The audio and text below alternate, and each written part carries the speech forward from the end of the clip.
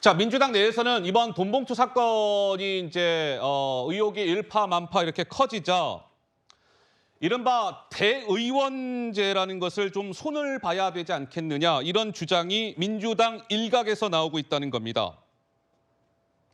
그러니까 이런 거잖아요. 이번 돈봉투라는 것이 뭐 국회의원들이나 이런 분들도 다 민주당의 대의원들이니까 이런 대의원들한테 결론적으로 이제 봉투가 뿌려져서 그분들이 돈을 받은 대가로 송영길이라는 후보를 찍어준 것 아니냐, 이런 의혹 아니겠습니까? 그러니까 이런 상황이 되니까 아 그래? 그럼 이 대의원제를 손볼까? 민주당 내에서 이런 주장이 나오고 있다는 것이죠. 그런데 그러한 주장과 관련해서 민주당 내에서는 또 다른 목소리가 나오고 있습니다. 대의원제를 손본다고요?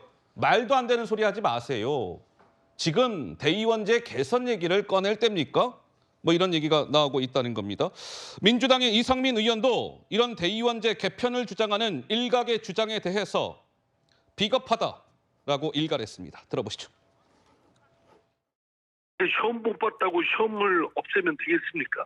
지금 돈봉투 사건의 본질은 당내 선거지만 그 선거와 관련해서 돈봉투를 주고받고 매표 매수 행위를 했다는 그 점에 문제의 본질이 있는 것이고, 거기에 대해서 엄중한 책임을 물어야 되는데 국회 대의원 제도에 대해서 책임을 묻는 것은 책임을 회피하는 것이고 이 사건의 본질을 외면하는 비겁한 태도라고 생각합니다. 왜 이 타이밍에 대의원제를 손보겠다고 하는 것이냐, 이 논란의 본질은 대의원제도가 아니지 않느냐라는 취지의 주장인 것 같아요. 이상민 의원은 그러면서 비겁하다 이렇게 주장을 했는데, 장 변호사 의견이 궁금하네요. 이상민 의원은 이제 제도 탓하지 말라 이렇게 이야기하는 것 같습니다. 뭐 일견 고개가 끄덕거려지는 부분이 있는데요. 네. 왜 대의원제를 손질해야 되냐라고 하면 전체 권리당원의 한 1%를 점하고 있는데 표의 등가성은 좀 다르게 책정되는 부분이 있습니다. 그래서 이른바 몇 명을 매수를 하게 되면 훨씬 다른 당원들보다는 어떤 우위를 점하는 거 아니냐, 이런 제도적인 측면 때문에 이게 대의원 제도가 딱 국민의힘에는 또 없는 제도라는 거 아니겠습니까? 어허. 그럼 표의 등가성과 관련해서 제도 손질할 필요도 있다라는 당내 어떤 목소리가 나오는 것도 사실입니다. 이런 부분과 관련해서 구조적인 어떤 제도 개편까지 이야기하는 게 책임 미루기다, 비겁하다라고까지 평가받을 사안은 아닌 것 같습니다. 알겠습니다. 김정기 위원장. 저는 이 그 논란을 보면서 좀 우습다라는 생각이 드는 게, 웃으세요? 생각을 해보세요. 저희가 100% 당원 투표제를 할 때 얼마나 비민주적인 제도라고 민주당이 공격을 했습니까?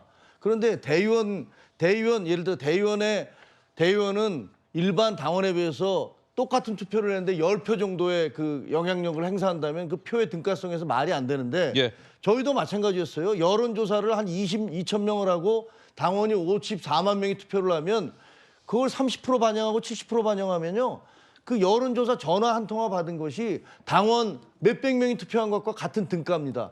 이게 말이 안 되니까 저희는 바꾼 거예요. 지금 민주당 똑같은 지금 문제가 봉착하고 있잖아요. 예. 과거에 저는 민주당에게 권합니다. 전당원 투표제로 가세요. 그게 민주주의입니다. 자, 국민의힘에서 5대5, 국민과 당원 5대5 했을 때 민주당에 대해서 국민 여론을 듣지 않고 대표를 뽑는다라고 비판을 많이 하셨잖아요. 그래서 민주당에서는 국민 여론의 비중을 더 늘렸습니다. 그리고 그 가운데서 대의원 제도를 유지할 거냐 말 거냐는 정당 개혁의 과제로 여전히 거론이 됐었어요. 네네. 그러면서 이 대의원들을 통해서 지역위원장과 의원들의 정책 어떤 영향력을 더 행사하기 때문에 여전히 개혁 과제로 남아 있는 것이고, 개제에 예. 이런 것들에 대해서 한번 토론해보자라는 것이고, 대의원 제도의 장점은 팬덤 정치의 어떤 부작용, 이런 것들을 중화시키는 데 있어서의 나름대로 긍정성이 있다, 이런 평가 또한 받고 있다라는 말씀드립니다. 알겠습니다.